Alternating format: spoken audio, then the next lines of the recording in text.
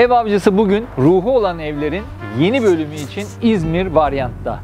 Bugün İzmir'in eski mahallelerindeyiz ve bu eski mahallelerin içinde mimarileri korunarak yapılmış evlerimizi gezeceğiz. Ve evlerimiz şu anda otel olarak kullanılıyor ve bence kesinlikle burayı ziyaret etmelisiniz ve hemen manzaramızı da gösteriyoruz.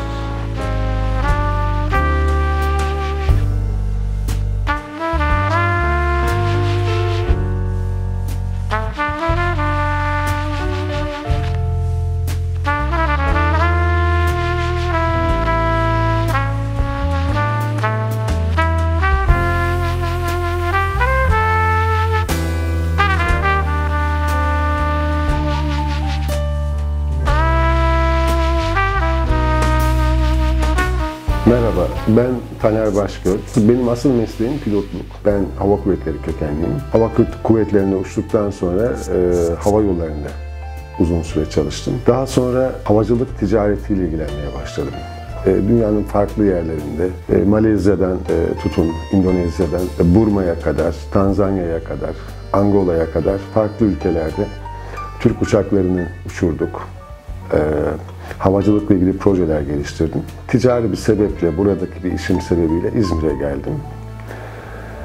Buradaki işimizi sonlandırdıktan sonra asıl niyetim benim İstanbul'a dönmekti.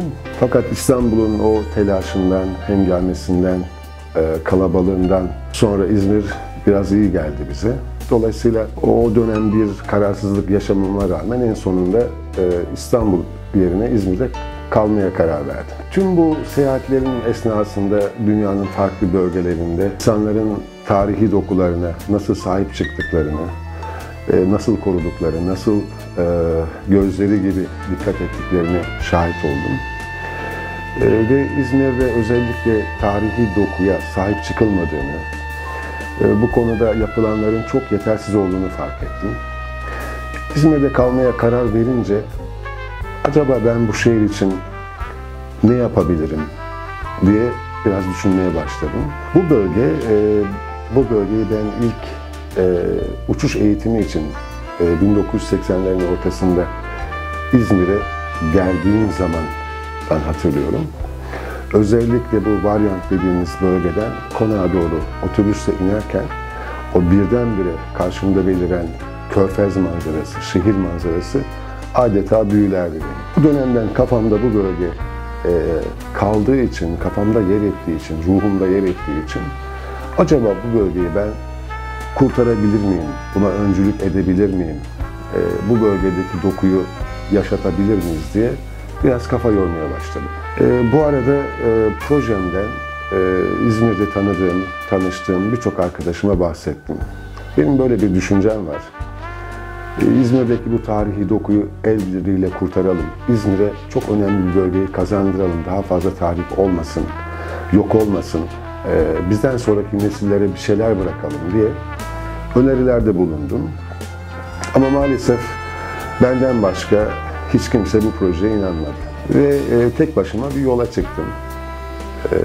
Ve bölgede eski binalar satın aldım. Bunları restore ederek konaklama yerleri haline getirdim. Aslında konaklama bu bölgede benim hedeflediğim tek konu değildi. Ben bölgenin tam bir dönüşüm yaşamasını hayal ederek yola çıktım. Özellikle bizim örneğin 404 sokakta o sokağa ilk girdiğimde bir açık havada bir resim sergisi hayal etmiştim. Küçük konserler hayal etmiştim. Bu bölgede resim galerileri hayal etmiştim. Bunun gibi bir sürü hayal kurdum bölgede gezerken. Böyle yola çıktıktan sonra yaklaşık 6 yıl önce yan yana olan 3 tane Tatar evimiz var burada. Bunları ben bir kısmını 2015 yılında, bir kısmını 2016 ve 17 yılında satın aldım. Daha sonra tabii bunların aslında koruma zaruretimiz yoktu bunları. Çünkü tarihi eser olarak tescillenmemiş binalardı. Ama bu bölge eski Tatar mahallesi.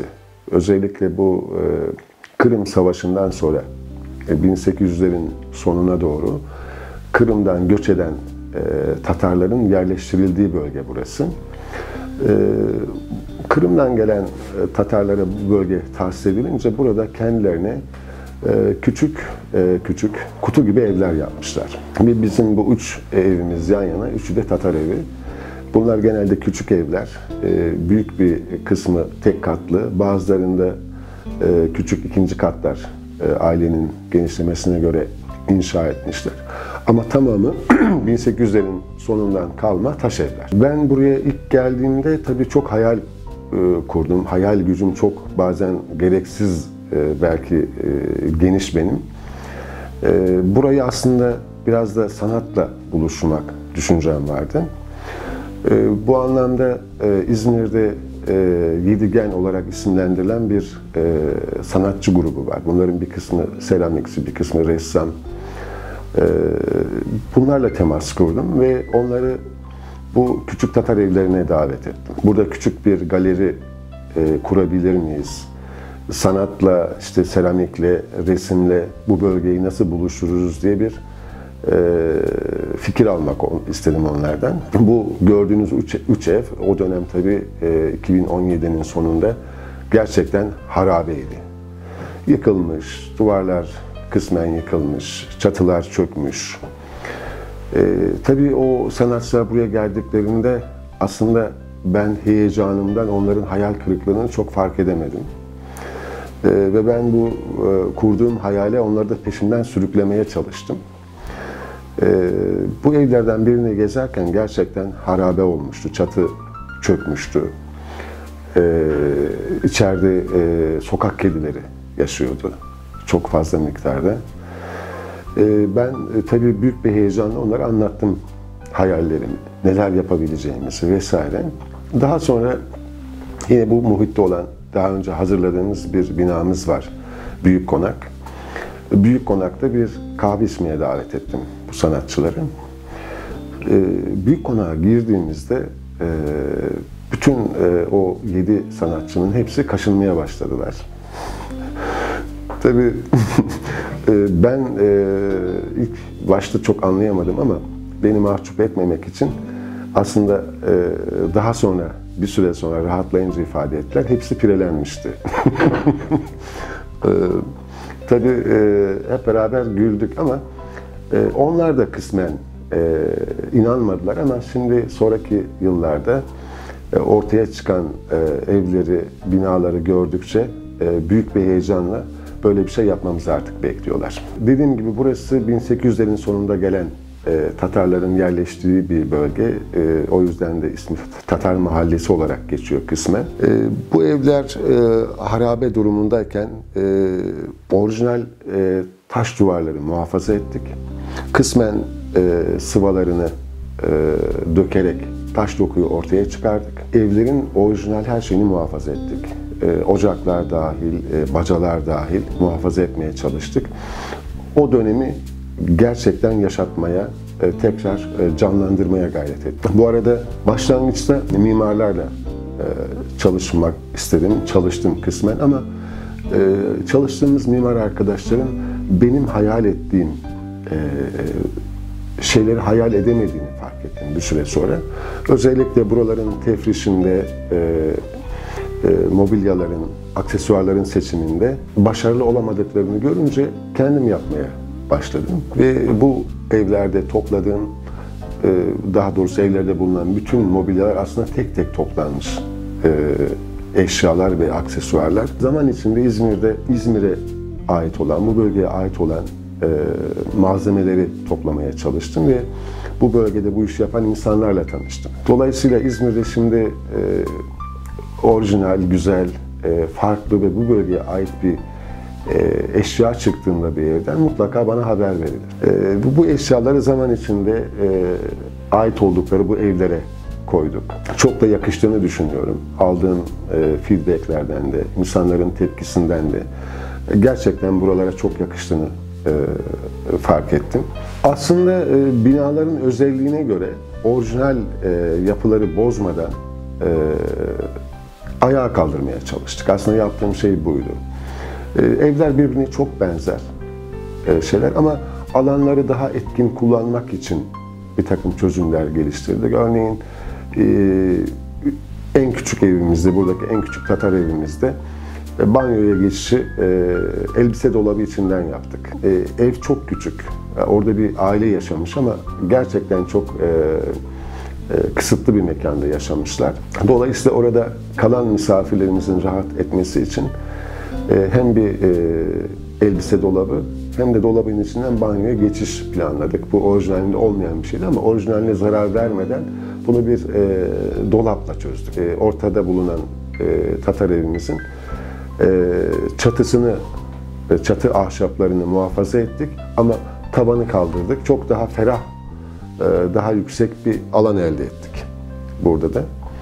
Yaptığımız büyük değişiklikler bunlardı. Ama onun dışında orijinal planlarına sadık kalarak dokuları daha çok ortaya çıkarmaya çalıştık. Taş dokuları, eski tuğla dokuları, zeminleri ortaya çıkararak orijinalini yaşatmaya uğraştık. Buralar çok mütevazi yerler. Yani ailelerin çok kısıtlı alanlarda yaşadığı, çocuk büyüttüğü yerler buralar. Örneğin bu içinde bulunduğumuz evden 2 tane profesör çıkmış. Buralar çok sıcak yerler, küçük mekanlar, küçük alanlar ama çok özel atmosferi olan, kişisel bağ kurabildiğiniz yerler buralar.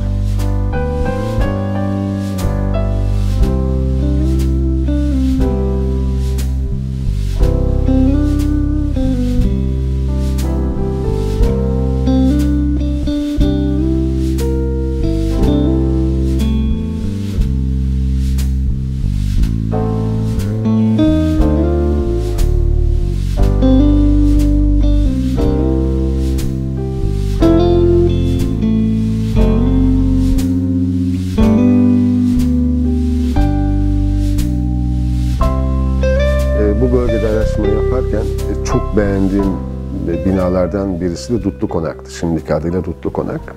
İsimsiz bir binaydı. Çok uzun süre önce terk edilmiş, bakımsız kalmış, perişan durumda bir binaydı. Yeni başladığım bir işin bana göre bedelini burada ödedim ben. Çünkü restorasyon çok uzmanlık isteyen bir iş. Doğru insanları bulmanız gerekiyor. Ve maalesef çalıştığım başlangıçta bazı mimarlar veya ya da çalışanlar pahalı bir bedel ödettiler bana. Ama bu da bu işin artık tadı tuzu, öyle söyleyeyim size. Restorasyona başladığımda bir ara çok korktum. Çünkü tecrübem de yoktu bu işte. Özellikle çatıyı kaldırdığımızda kısmen çatlayan, kısmen yıkılmak üzere olan taş duvarları gördüğümde şöyle bahçe duvarına yaslanıp ya hakikaten burayı biz yapabilecek miyiz diye kendime çok sorduğum oldu. Burada da yine binanın orijinalini muhafaza etmeye çalıştık. Çünkü zaman içinde içine birçok gereksiz, düzensiz eklentiler yapılmıştı. Bunları ortadan kaldırdık. Ve tabii bugün gördüğünüz bu muhteşem taş doku ortaya çıktı. Özellikle o taş dokunun ortaya çıkması için sıvaları burada da döktük. Burada içerideki ahşap yapıların birçoğu orijinal. Örneğin kapılarımız orijinal, yaklaşık 100 yılın üstünde kapıların yaşı. Aynı şekilde odalardaki kıyafet dolaplarımız orijinal dolaplar. Uzun bir süre aldı onları tabii elden geçirmek ama orijinal dolapları muhafaza ettik.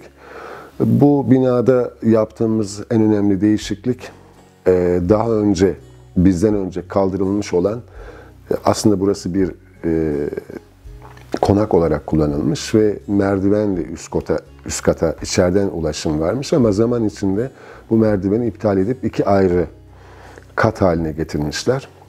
O eski merdiveni tekrar inşa etme imkanımız olmadığından o bölgeleri banyo olarak değerlendirdik ve bizim mevcut orijinal dolapların içinden banyolara geçiş verdik. Yine tabii bu Dutlu Konak'ta da çok orijinal İzmir bölgesine daha doğrusu Ege bölgesine özgü mobilyaları kullanmaya çalıştık.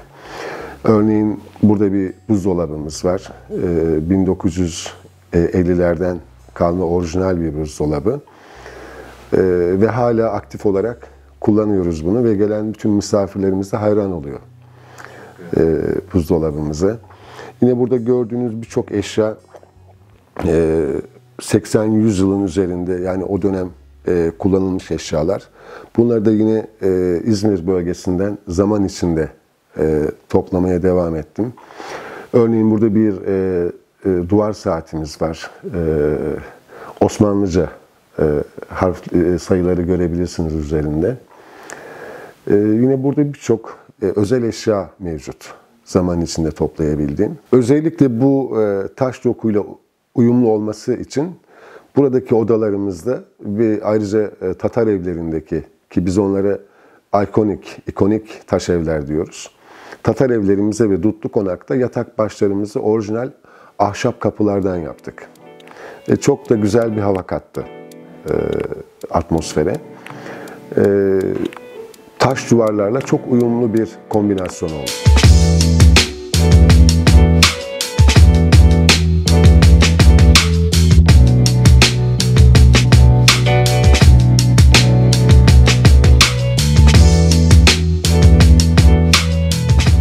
Büyük Konak Varyant bölgesindeki en stratejik evlerden birisi. İzmir'in sahip olduğu bu panoramik zenginliğin çok net görülebildiği bir nokta. Büyük Konak 1940'ların sonunda inşa edilmiş bir bina. Ve bu projeyi ben geliştirmeye karar verdiğimde Büyük Konak'ın mutlaka olması gerektiğine inandım. Çünkü böylesine bir projede amiral gemisi olabilecek bir konumda Büyük Konak. Dolayısıyla mutlaka projeye dahil olması gerekiyordu. Şimdi şahit olduğunuz gibi neredeyse İzmir'in tamamını gören bir panoramaya sahip ve çok özel bir manzara, buradan izlediğiniz manzara. Büyük Konak'ta biz daireleri bütün diğer mülklerde olduğu gibi mümkün olduğu kadar orijinaline uygun olarak restore etmeye çalıştık. Orijinal dışında odalar eklemeye, daha ticari bir mantıkla bir şeyler yapmaya çalışmadık. Biz bu binaları korurken bunlara bir işlev kazandırabilir miyiz diye hep kafa yorduk. Büyük Konak ve diğer Dutlu Konak ve Tatar evlerimiz şu ana kadar özellikle yabancı misafirlerden, yurt dışından gelen misafirlerden çok ciddi ilgi görmeye başladı. Bu da bizi çok mutlu eden bir şey.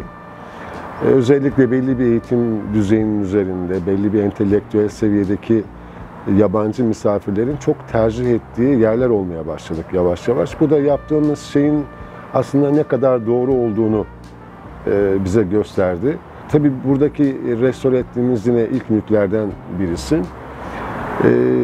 Ben başlangıçta daha önce ifade ettim belki ama mimar arkadaşlarla çalışmayı denedim.